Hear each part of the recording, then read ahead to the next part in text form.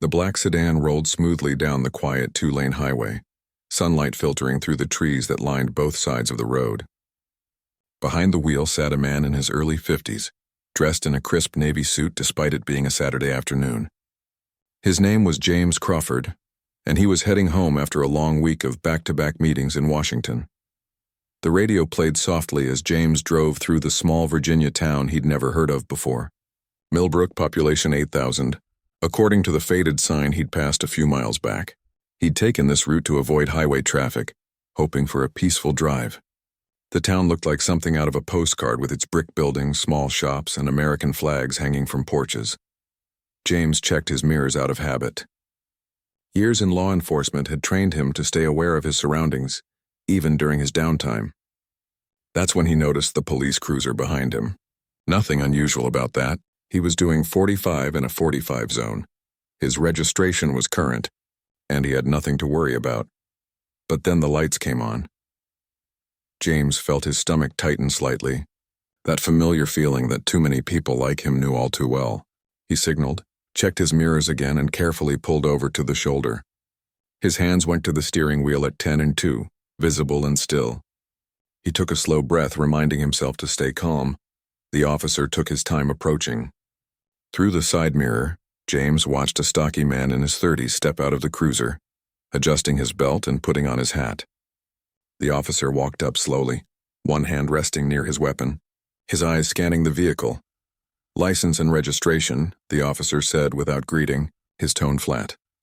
"Good afternoon, officer," James replied politely. "May I ask why you pulled me over?" The officer's jaw tightened. "License and registration now," James nodded slowly. "They're in my glove compartment and my wallet. I'm going to reach for them now." He moved deliberately, keeping his hands visible as he retrieved the documents and handed them over. The officer snatched them without a word and walked back to his cruiser. James sat there, hands back on the wheel, watching in his mirror as the officer talked on his radio. 5 minutes passed, then 10. The officer seemed in no hurry at all. Finally, the officer returned, but this time he wasn't alone. A second officer, a woman with dark hair pulled back in a tight ponytail, stood a few feet behind him, her hand also near her weapon. "Step out of the vehicle," the first officer ordered. James's heart rate picked up, but he kept his voice steady.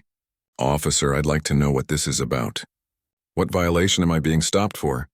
"Failed to signal back at the intersection," the officer said, pointing vaguely behind them. James knew that wasn't true. He'd signaled at every turn, but he also knew that arguing on the side of the road rarely ended well. "I believe I did signal, but if you say otherwise, I'll accept the citation." I said, "Step out of the vehicle." The officer's hand moved closer to his weapon. James slowly opened his door and stepped out, his movements careful and measured. He stood there in his expensive suit, the autumn breeze rustling his jacket, while both officers looked him up and down with barely concealed suspicion. "Nice car," the first officer said, walking around the sedan. "Nice suit, too. What do you do for a living?" "I work for the government," James replied simply. The officer snorted. "Right, government work pays for a car like this?" He leaned closer, sniffing the air near James. "You know what? I smell marijuana. We're going to need to search your vehicle." James felt ice run through his veins, but his expression remained neutral.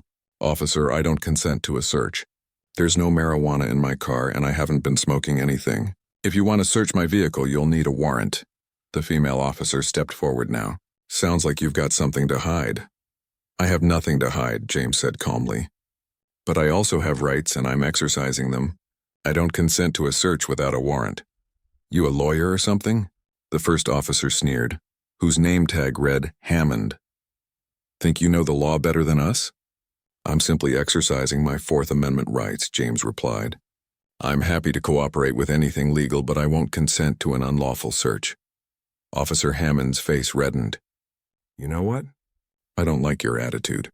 You're being uncooperative and suspicious. Turn around and put your hands behind your back." James couldn't believe what he was hearing. "On what charge?"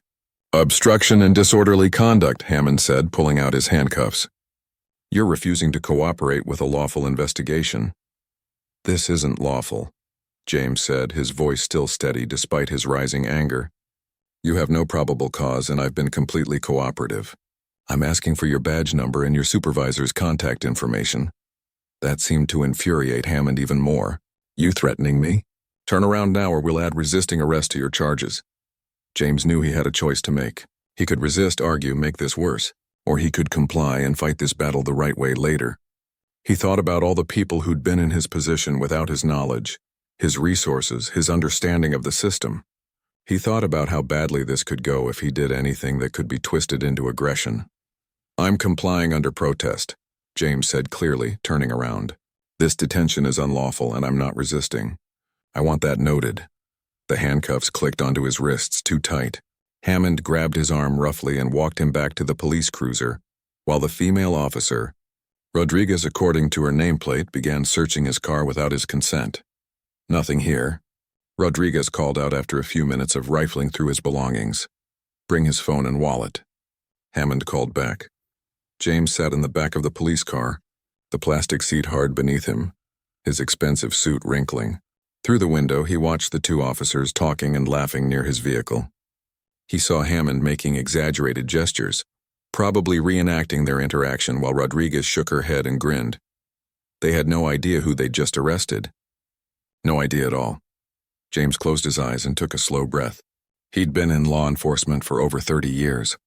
He'd worked his way up from a field agent to his current position through dedication, intelligence, and an unwavering commitment to justice. He'd faced dangerous criminals, navigated complex investigations, and testified before Congress. But sitting in the back of that police car, handcuffed and humiliated on a Saturday afternoon for no legitimate reason, he felt the weight of something deeper. This wasn't just about him. This was about every person who'd been pulled over for driving while black, every individual whose nice car made them suspicious instead of successful, every citizen who'd been punished for knowing their rights. As the cruiser finally pulled away from his vehicle, heading toward the Millbrook police station, James made a silent promise. This wouldn't be swept under the rug. This wouldn't be forgotten. These officers wanted to play games with someone they assumed was powerless. They'd just made the biggest mistake of their careers, and they didn't even know it yet. The Millbrook police station was a small brick building that looked like it had been built in the 1970s and never updated. James was led through a side entrance, still in handcuffs, past a few curious stares from other officers who were milling around the break room. Officer Hammond walked him to a processing desk, where an older sergeant sat behind a computer, looking bored. The nameplate on his desk read, Sergeant Mills. What have we got here? Mills asked without looking up from his screen. Uncooperative suspect, Hammond said, pushing James forward slightly. Refused to consent to a vehicle search. Got confrontational when questioned. We've got him on obstruction and disorderly conduct. Mills finally glanced up, his eyes scanning James from head to toe. Dressed pretty fancy for a Saturday. What's your name? James Crawford, he replied evenly. Address? James gave his home address in Alexandria. Mills typed it in, then paused, looking at something on his screen. Says here you don't have any priors. First time getting arrested? First time being wrongfully arrested, James corrected quietly. Hammond laughed behind him. They all say that, don't they? He slapped James on the shoulder in a way that was meant to seem friendly but felt mocking. Look, buddy, if you just cooperated from the start, none of this would have happened. But you had to go and make it difficult. James said nothing. He'd learned long ago that silence was often the best response in situations like these.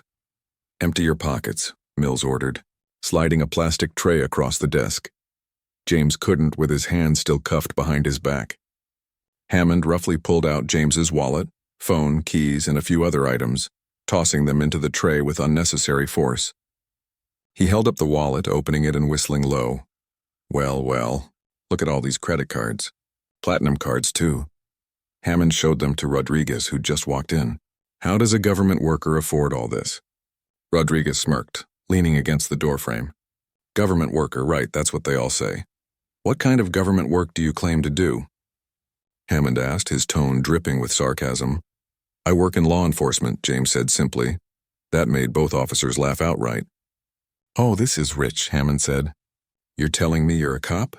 And you acted like that during a traffic stop? What kind of cop doesn't know how to cooperate with officers? The kind who knows his constitutional rights, James replied calmly. Hammond's smile faded. You got a smart mouth, you know that? Keep talking like that and we'll add more charges. He turned to Mills. Book him and get him into a holding cell. Let him cool off for a while. The fingerprinting and mugshot process was deliberately slow and humiliating. Hammond made sure to comment loudly throughout, ensuring everyone in the station could hear. Make sure you get a good angle, Hammond called to the officer taking the mugshot. This is going to be a good one for the bulletin board. Look at that suit. Probably cost more than my car payment. Another officer walked by and stopped. What's the story here? Rich guy thought he was too good to follow the rules, Rodriguez explained. Driving through town in his fancy car wouldn't let us search it when we smelled marijuana. Got all uppity about his rights. You find any marijuana? The other officer asked. Didn't need to. Hammond cut in smoothly. He was being uncooperative and disorderly. That's enough. James listened to them twist the narrative, turning his lawful exercise of rights into criminal behavior. He wondered how many times this same scene had played out in this very station with people who didn't know how to fight back, who didn't have the resources or knowledge to challenge what was happening to them. Finally, they led him to a small holding cell at the back of the station. Hammond removed the handcuffs and James rubbed his wrists where the metal had dug into his skin. Make yourself comfortable, Hammond said with a grin. You're going to be here for a while. Judge won't be in until Monday morning. Monday? James said, breaking his silence. You're holding me for 2 days on a misdemeanor charge? Should have thought about that before you decided to mouth off, Hammond replied. Maybe next time you'll be more respectful to law enforcement. The cell door clanged shut with a metallic echo that seemed to punctuate Hammond's words.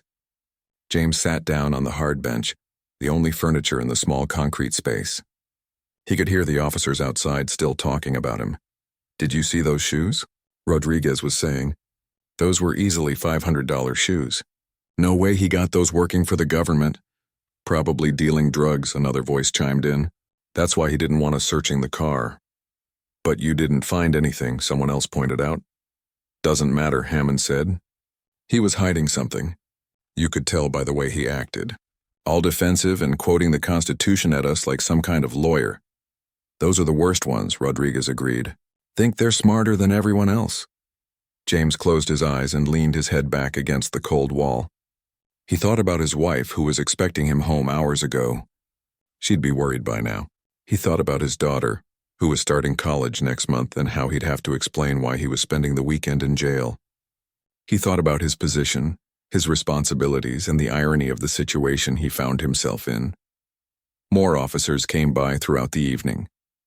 Word had spread about the fancy arrest, and they wanted to see for themselves. James heard them making comments about his car, his clothes, his attitude. Some of the remarks had thinly veiled racial undertones that made his jaw tighten. What do you think, Tony? One officer asked. Think he's legit? Look at him, another replied. Sitting there all quiet now. Probably finally realized he's not going anywhere. Should have cooperated from the start. Hammond appeared at the cell bars around 7 o'clock holding a clipboard. So, Crawford, you ready to tell us where you really got the money for that car and those clothes? Make this easier on yourself? I'd like to make my phone call, James said, standing up. Hammond laughed. Your phone call? It's Saturday evening. Who are you going to call? Your dealer? I have a right to a phone call, James said firmly. That's not optional. Everything's optional when you've got an attitude problem, Hammond shot back. But then Rodriguez appeared behind him, whispering something in his ear. Hammond shrugged. Fine, one call. But make it quick. They led him to a phone at the sergeant's desk. Hammond stood close, arms crossed, clearly intending to listen to every word. James didn't care. He picked up the receiver and dialed a number he knew by heart. The phone rang twice before someone picked up. Deputy Director Chen speaking. James turned slightly, lowering his voice, but speaking clearly. Kevin, this is Director Crawford. I'm being detained at the Millbrook Police Station in Virginia. I need you to contact the Richmond Field Office immediately, then call the Attorney General's office. Tell them I've been illegally arrested and I'm being held on false charges. There was a pause on the other end. Sir, are you serious? Completely serious, James replied. I was pulled over without cause, refused an illegal search, and arrested for exercising my constitutional rights. Get people here as soon as possible. On it right now, sir. We'll have people there within the hour. James hung up and turned around. Hammond and Mills were staring at him, their expressions uncertain now. They'd heard the words director and attorney general, but didn't seem to know what to make of it. Director of what? Hammond asked, trying to sound skeptical but not quite pulling it off. James looked at him steadily. You'll find out soon enough. For the first time since the traffic stop, he saw doubt flicker across Hammond's face. Just a flash, quickly covered with false bravado, but it was there. The clock on the wall ticked loudly in the sudden silence. 20 minutes later, the station's phone began to ring. The phone rang 3 times before Sergeant Mills picked it up. James watched from his position near the holding cell as the older officer answered with his usual bored tone. Millbrook Police Department. Sergeant Mills speaking. Whatever the person on the other end said made Mills sit up straighter in his chair. His face went from relaxed to alert in an instant.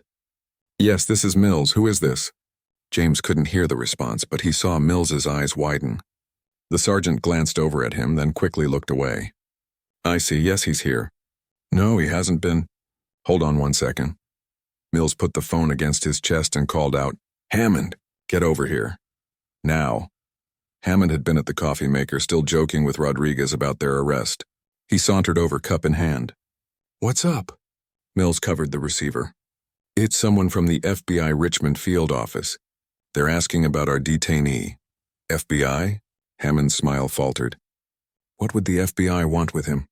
I don't know, but they seem pretty interested. Mills went back to the phone. Yes, I'm still here. He's currently in custody on charges of obstruction and disorderly conduct. The arresting officer is right here. He held out the phone to Hammond. They want to talk to you. Hammond set down his coffee and took the phone, his confidence still intact but showing cracks around the edges. This is Officer Hammond. How can I help you? James watched as Hammond's face slowly changed colors, going from its normal tone to pale, then to slightly red. The officer's jaw clenched and unclenched as he listened. Yes, but... No, I understand that, but he was... I smelled. Yes, sir. No, sir. Rodriguez had moved closer now, sensing something was wrong. She whispered to Mills, what's going on? Mills just shook his head, his own face looking concerned. Hammond hung up and immediately the phone rang again. Mills grabbed it this time. Millbrook Police. Another pause. Yes, he's here. Chief Morrison? She's not in today, it's Saturday. Can I take a... Oh. Yes, I'll get her on the phone right away. Who was that? Hammond asked, his voice tight. Virginia State Police. They want to talk to the chief immediately. Mills was already dialing another number, his hands shaking slightly. The station's second phone line rang. Then someone's cell phone started buzzing. The quiet Saturday evening had suddenly turned into chaos. Officers who'd been casually lounging around were now scrambling, answering phones and looking confused. Rodriguez pulled Hammond aside. What did the FBI say? Hammond's face had gone pale. They asked if we knew who we arrested. They said... He stopped, swallowing hard. They said we need to release him immediately and secure all documentation related to the arrest. Why? Who is he? Before Hammond could answer, the front door burst open and Chief Patricia Morrison rushed in, still wearing casual clothes like she'd been called away from home. Her short gray hair was slightly messy and she wasn't wearing her usual makeup. She looked panicked. Where is he? She demanded. Where's the detainee from the traffic stop? Mills pointed toward the holding area where James stood calmly behind the bars, watching everything unfold. The chief hurried over, and when she saw him, she actually stopped in her tracks. Her hand went to her mouth. Oh no, she whispered. Oh no. She turned to Hammond, who'd followed her. Do you have any idea what you've done? Any idea at all? Chief, I pulled him over for failure to signal and he refused to cooperate with... That's James Crawford, she nearly shouted. The director of the Federal Bureau of Investigation. You arrested the head of the FBI. The entire station went silent. Every conversation stopped. Every officer froze. James could see the exact moment when Hammond's brain processed what he'd just heard. The color drained completely from the officer's face and he actually swayed on his feet like he might pass out. That's not... He said he was a government worker. Hammond stammered. He is a government worker. Chief Morrison's voice cracked with stress. He's the director of the FBI. He reports directly to the Attorney General. Do you understand what this means? Rodriguez had her hand over her mouth, her eyes wide with horror. Mills had sat down heavily in his chair, looking like he might be sick. The other officers in the station were backing away, as if distance might somehow separate them from what was happening. Chief Morrison pulled out her keys with trembling hands and unlocked the cell door. "Director Crawford, I cannot express how deeply sorry I am. This is absolutely unacceptable," and James held up his hand, stopping her. He stepped out of the cell with dignity, brushing off his wrinkled suit. "Chief Morrison, I assume?" "Yes, sir. I'm so sorry. If I had known." "If you had known it was me, this wouldn't have happened," James said quietly. "But what about all the other people who aren't me? How are they treated in your station?" The chief had no answer for that. She looked down at her feet. James continued, his voice calm but carrying unmistakable authority. "I was pulled over without legitimate cause.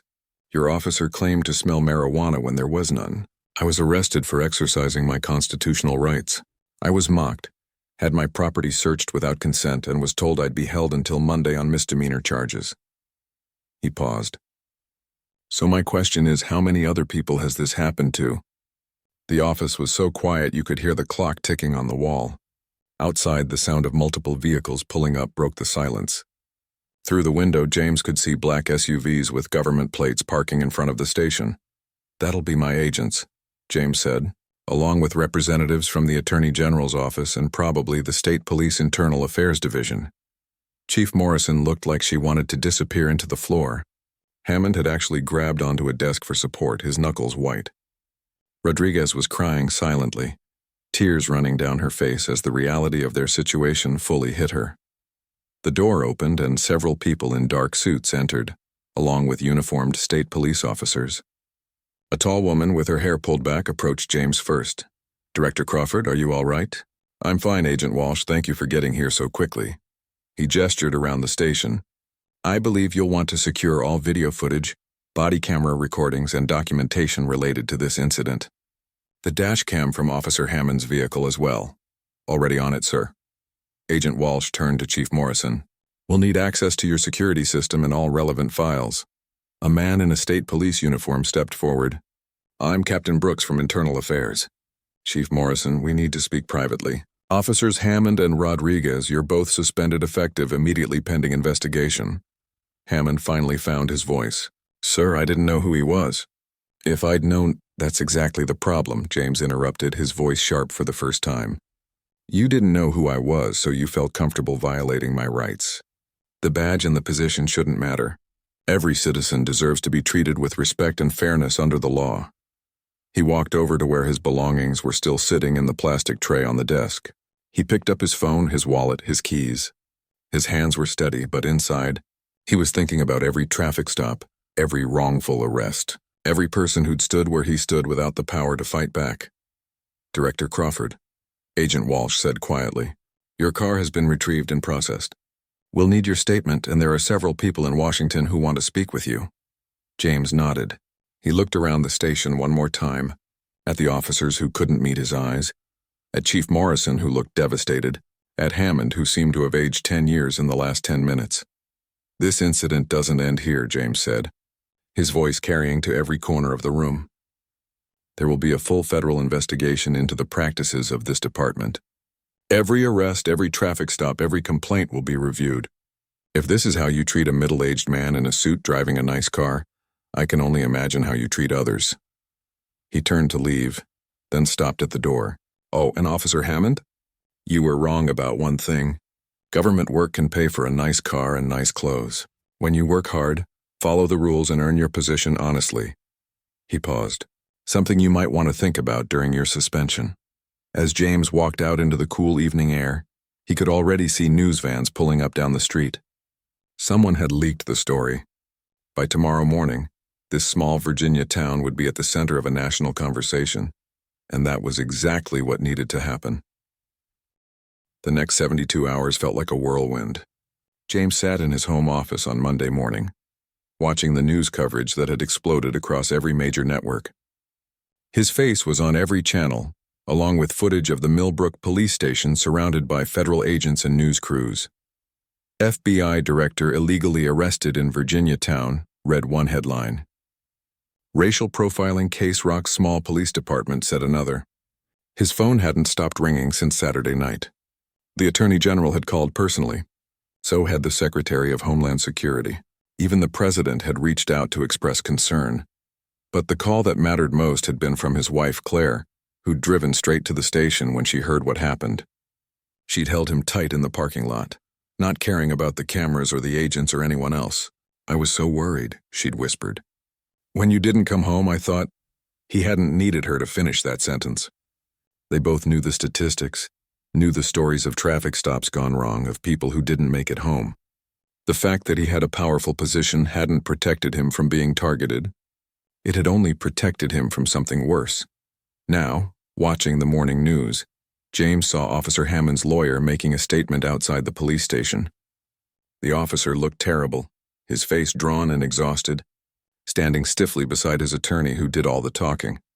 "My client made an error in judgment, but he acted in good faith based on his training and experience. He had no knowledge of Director Crawford's identity and was simply performing his duties as a law enforcement officer."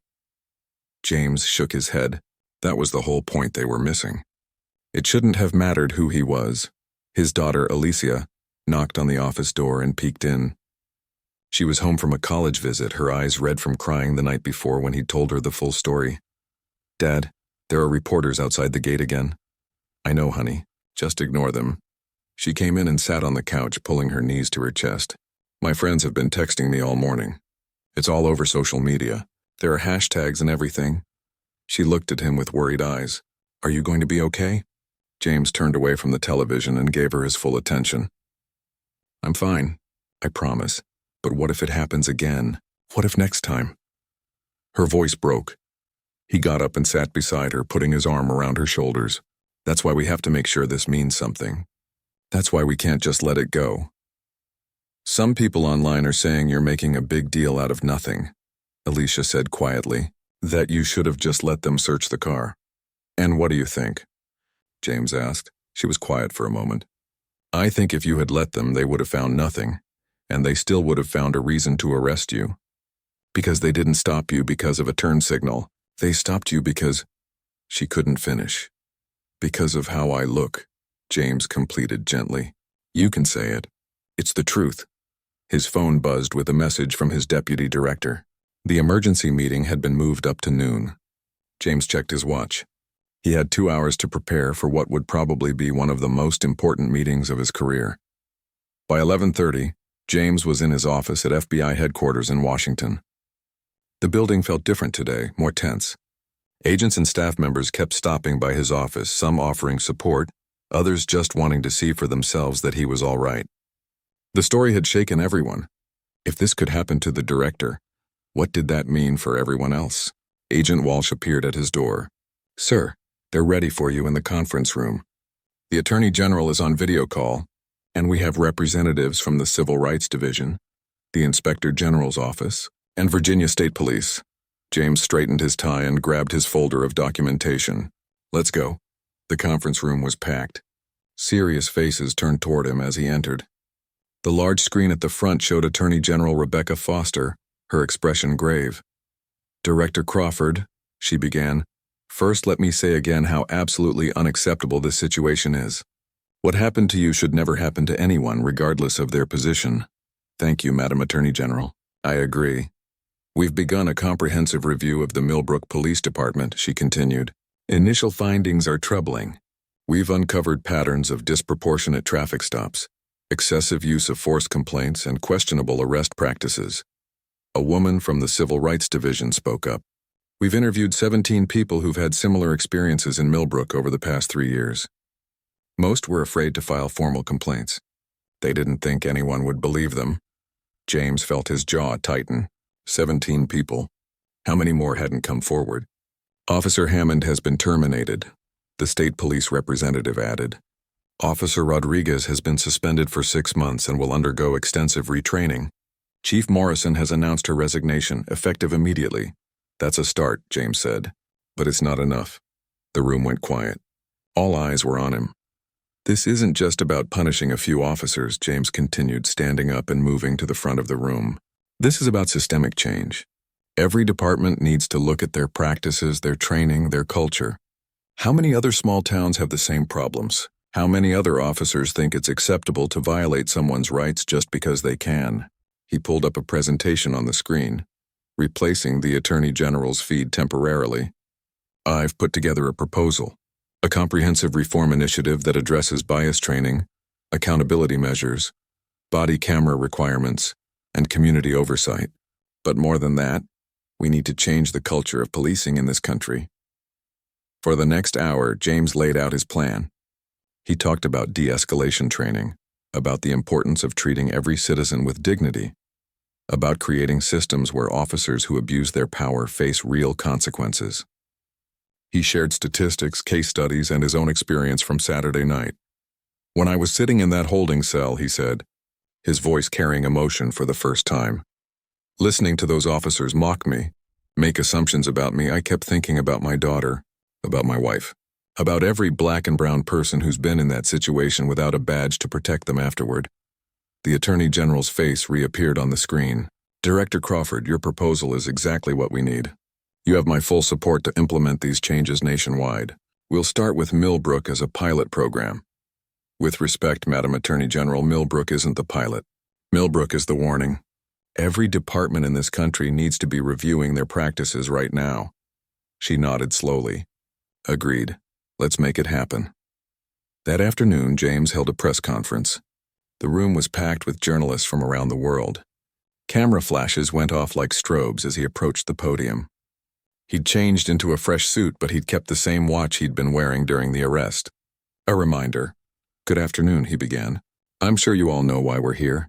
On Saturday evening, I was illegally detained by the Millbrook Police Department in Virginia. I was pulled over without legitimate cause, subjected to an unlawful search, arrested for exercising my constitutional rights, and held in custody for several hours. He paused, letting that sink in. But this press conference isn't about me. It's about every person who's experienced the same thing without the resources or position to fight back. It's about the 17 people we've already identified in Millbrook alone, who were treated the same way. It's about the countless others across this country who've been pulled over for driving while black, or arrested for asserting their rights. A reporter raised her hand. Director Crawford, some people are saying you're overreacting, that this was just one bad officer making a mistake. James looked directly at the camera. It wasn't one bad officer. Officer Hammond had a partner who participated. There were multiple officers at the station who joined in the mockery. There was a sergeant who processed me, a chief who failed to train her officers properly. This was systemic failure, and if it can happen in Millbrook, it's happening elsewhere. Another reporter called out, "What would you say to Officer Hammond if he were here?" James was quiet for a moment, choosing his words carefully. I'd say that I hope he learns from this. I hope he understands that the badge doesn't give him the right to treat people as less than human. And I hope that 5 years from now, when he's working whatever job he ends up in, he remembers the day he arrested the FBI director and realizes that everyone he meets deserves the same respect he would have shown if he'd known who I was. Are you angry? Someone asked. Yes, James admitted. I'm angry. But more than that, I'm determined. Determined to make sure this incident creates real change. Determined to ensure that other families don't have to worry every time their loved ones get in a car. Determined to prove that the justice system can actually deliver justice for everyone. As the press conference ended and James walked off the stage, his phone buzzed with a text from Claire. Proud of you. Come home safe. He smiled and typed back, always. But as he headed to his car, surrounded by security now, he knew the real work was just beginning. 6 months later, James stood at the entrance of the Millbrook Police Department once again. But this time everything was different. The building had been renovated, fresh paint on the walls, new signs posted about citizens' rights and community partnerships. Most importantly, there was a new energy inside, one built on accountability and respect. Chief Thomas Wright, the new police chief brought in from Atlanta, greeted James at the door with a firm handshake. Wright was a veteran officer with a spotless record and a reputation for reform. He'd turned around 3 struggling departments in his career, and now he was working on his 4th. Director Crawford, thank you for coming, Wright said warmly. We're honored to have you here for the graduation ceremony. James followed him inside, past offices where officers were working at their desks. Several looked up and nodded respectfully. Gone was the hostile atmosphere he'd felt during his arrest. This felt like a completely different place. In the main training room, 25 officers sat in chairs arranged in neat rows. These were the existing Millbrook officers who'd completed the new 6-month retraining program, a comprehensive course that covered constitutional rights, de-escalation techniques, implicit bias awareness, and community policing. Every single officer in the department had been required to go through it or find work elsewhere. James noticed that Officer Rodriguez was among them, sitting in the second row. She looked different too, less cocky, more thoughtful. When she saw James, she didn't look away in shame. Instead, she gave a small, respectful nod. That surprised him. The ceremony began with Chief Wright addressing the room. 6 months ago, this department made national news for all the wrong reasons. We became a symbol of everything broken in American policing. But today, we're here to represent something different. We're here to show that change is possible, that accountability matters, and that we can be better. He gestured to James. Director Crawford could have pushed to have this entire department shut down. He could have demanded that everyone be fired. Instead, he gave us a chance to prove we could change. That's not mercy. That's leadership. And it's a chance we don't intend to waste. James stood and walked to the front. Looking at the faces before him, he saw genuine attention, not resentment or mockery. These officers had spent 6 months learning how to do their jobs better, how to serve their community instead of just policing it. When I was arrested here, James began, his voice steady, I wasn't angry just for myself. I was angry for everyone who'd experienced the same treatment without the power to demand justice. I was angry for the 17 people we identified who'd been wronged by this department. I was angry for my daughter who had to see her father's mugshot on national television. He paused, making eye contact with several officers. But anger alone doesn't create change. Action does, and you've all taken action by being here, by completing this training, by committing to do better. That matters. Rodriguez raised her hand tentatively. James nodded at her. Director Crawford, I just want to say, I'm sorry, truly sorry. I participated in something that was wrong, and I've spent these 6 months understanding why it was wrong. Not just because of who you are, but because of what we did to you as a human being. The room was silent. James could see she meant it. Thank you for that, James replied. Apologies are important, but what matters more is what you do going forward. How you treat the next person you pull over, how you handle the next tense situation, whether you see people in this community as problems to solve or as people to serve. An older officer in the back raised his hand. Sir, some folks in town are saying we've gone soft, that all this training has made us less effective. How do we balance being respectful with being safe? That's a false choice, James answered. Respect doesn't make you less safe. In fact, treating people with dignity from the start usually de-escalates situations before they become dangerous. The best officers I've ever known were both respectful and effective. Those qualities aren't opposites. They work together. After the ceremony, James toured the new community center that had been built next to the police station. It was funded partly by a federal grant and partly by donations from people around the country who'd been inspired by the story. The center offered youth programs, job training, and a place where residents could meet with officers in a non-threatening environment.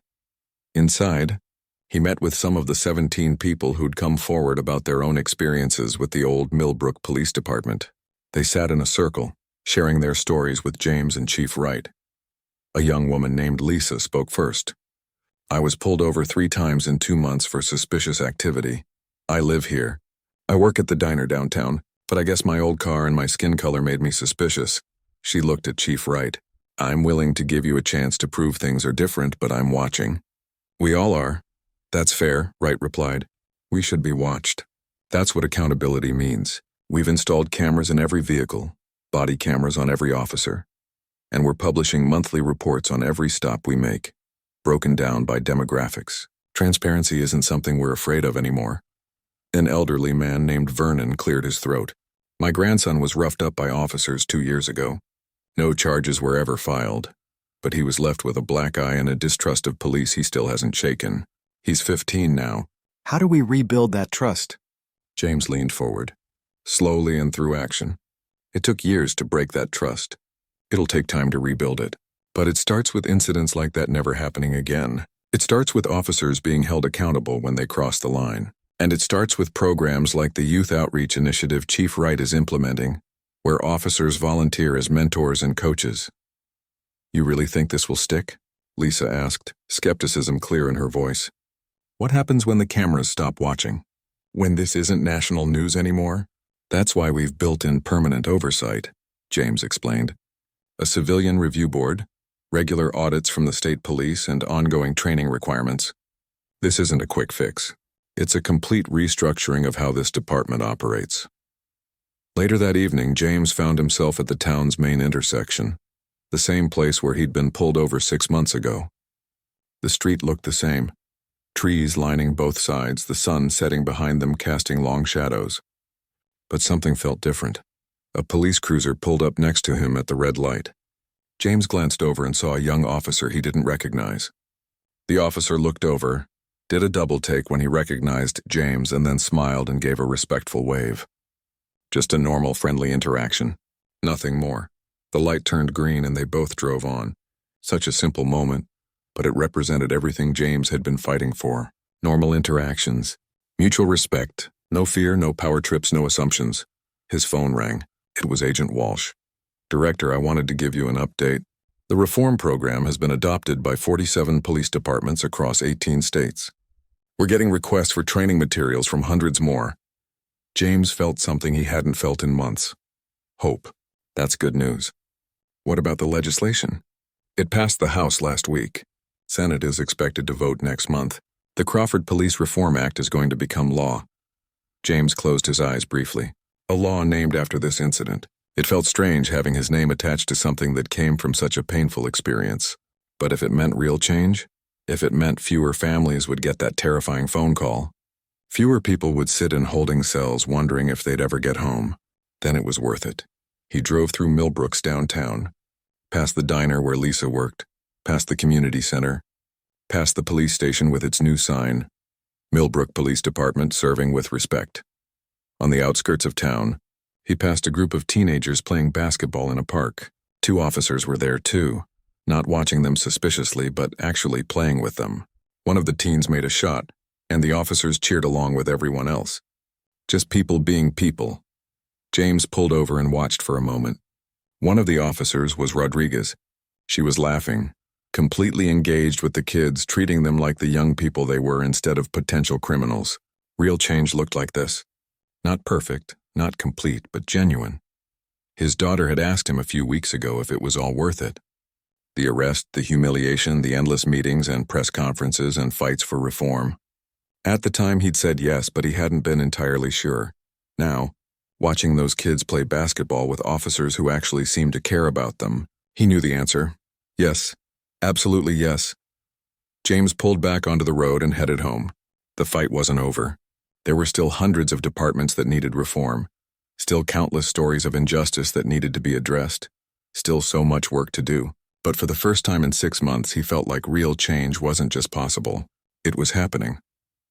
As he drove past the "Thank you for visiting Millbrook" sign, he thought about Officer Hammond, who was now working in private security, far from any position of public power. He thought about all the people who'd been wronged and were now seeing justice. He thought about his daughter, who could see that speaking up against injustice actually mattered. Most of all, he